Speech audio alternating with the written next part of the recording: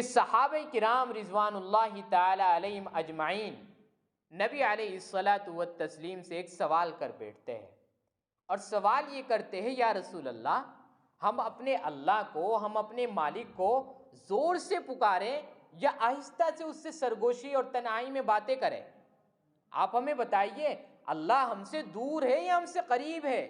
ہم اس سے اگر بات کرنا چاہے، ہم اس سے گفتگو کرنا چاہے، ہم اس سے کلام کرنا چاہے تو ہم اسے زور سے پکار کر کلام کریں، یا اللہ تعالیٰ سے ہم سرگوشی میں، تنہائی میں، چھپکے سے ہلکے ہلکے باتیں کریں؟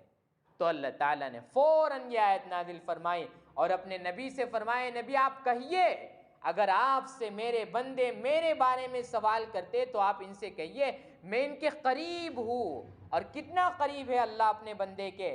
دوسری آیت میں اللہ فرماتا ہے وَنَحْنُ أَقْرَبُ إِلَيْهِ مِنْ حَبْلِ الْوَرِيدِ، ہم انسان کے اس کی شہ رگ سے زیادہ قریب ہے۔ انسان کی گردن میں ایک رگ ہوتی ہے، شہ رگ، جس کے کٹنے سے آدمی مر جاتا ہے، اس شہ رگ سے بھی زیادہ اللہ تعالیٰ بندے کے، انسان کے قریب ہے۔ اس کا مطلب یہ ہے اللہ تعالیٰ ان صحابہ کو خطاب کرتے ہوئے اور ان کے ذریعے امت کو خطاب کرتے ہوئے یہ پیغام دینا چاہتا ہے، چاہے تم اس اللہ کو زور سے پکارو، چاہے تم اس اللہ کو چھپکے سے پکارو، چاہے تم اس اللہ کو تنہائی میں پکارو، وہ اللہ تمہاری ہر پکار کو سننے والا ہے۔ وہ اللہ کالے پہاڑ پر چلنے والی، کالے پتھر پر رینگنے والی چیٹی کے پیروں کی آہٹ سے بھی واقف ہے۔ تو جب تم اسے پکارو گے، اس سے مانگو گے، تو وہ تمہاری کیوں نہیں سنے گا؟ وہ تو خود قرآن میں کہتا ہے ادعونی استجب لکم، مجھ سے مانگو میں تمہیں دوں گا۔ میرے سامنے جھولی پھیلا کر تو دیکھو، میرے سامنے اپنے دامن کو پھیلا کر تو دیکھو، میرے سامنے اپنا سوال رکھ کر تو دیکھو۔ تمہارے سوال کا جواب نہ دوں تو کہنا، تمہاری جھولی کو پر نہ کر دوں تو کہنا، تمہارے دامن کو نہ بھر دوں تو کہنا۔ اللہ اسی کو فرماتا ہے اے نبی، جب آپ سے میرے بندے میرے بارے میں پوچھے، انداز دیکھیے آیت کا، اس کا ترجمہ پڑھنے سے آدمی یہ سمجھتا ہے کہ اللہ کتنا قریب ہے۔ جب آپ سے میرے بندے میرے بارے میں پوچھے کہ میں کہاں ہوں، کیسا ہوں، کتنی دور ہوں، تو آپ ان سے کہیے فَإِنِّي قریب، میں ان کے بالکل قریب ہوں۔ اجیب دعوت الداعی اذا دعان، اور ہر پکارنے والے کی پکار کو سنتا ہوں جب وہ پکارتے ہیں۔ جو بھی پکارنے والا اللہ کا نام لے کر اللہ کو پکارتا ہے، اپنی مناجات رکھتا ہے، اپنی پریشانی رکھتا ہے، اپنی مشکل رکھتا ہے، اپنی آرزو رکھتا ہے، اپنی تمنا رکھتا ہے، اللہ فرما رہا ہے میں اس کو سنتا ہوں، میں اس کا جواب دیتا ہوں۔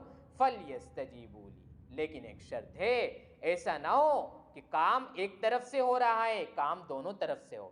ان کو بھی چاہیے کہ وہ میری بات مانے، ان کو بھی چاہیے کہ میرا کہنا مانے، اور ان کو بھی چاہیے کہ مجھ پر ایمان لے کر آئے، اور ان کو بھی چاہیے کہ میرے اوپر یقین پیدا کرے۔ جب یقین پیدا ہوگا اللہ کے اوپر، اللہ کی ذات کے اندر یقین ہوگا، تو اللہ تعالیٰ اس بندے کی دعا کو کبھی رد نہیں کرے گا۔ صحابہ کرام رضوان اللہ تعالیٰ علیہم اجمعین ہو یا قریب کے زمانے کے ہمارے علماء ہو، فقہا ہو، ان کے دل کے اندر یقین تھا۔ ایک جماعت کو لے کر نکل پڑے، تنہا آدمی نکل پڑا، اور وہ تنہا آدمی اپنے دل کے اندر یہ یقین لیے بیٹھا تھا یہ لوگ میوات کے جو دین سے غافل ہے، جو عبادتوں سے غافل ہے، جو نماز کو نہیں جانتے، علماء کی قدر نہیں جانتے، قرآن سے واقف نہیں ہے، میں ان کو قرآن سکھاؤں گا، میں ان کو نماز سکھاؤں گا، میں ان کے ذریعے دنیا میں پیغام پہنچاؤں گا۔ جب ان کے دل کے اندر اللہ پر یقین تھا تو اللہ تعالیٰ نے اس یقین، اس بھروسے، اس توکل کی بنیاد پر آج اس کام کو پورے عالم میں پھیلایا۔ ایک قاسم نانوتوی رحمۃ اللہ علیہ جس کے دل کے اندر یقین تھا، اس قاسم نانوتوی نے نبی علیہ السلام کے خواب میں اشارہ کرنے کی وجہ سے ایک انار کے درخت کے پاس ایک اینٹ رکھی، اور وہ انار کا درخت آج دارالعلوم دیوبند کی شکل میں موجود ہے، جس کا فیض پوری دنیا میں موجود ہے۔ تو ان لوگوں کے دل کے اندر اللہ پر یقین تھا۔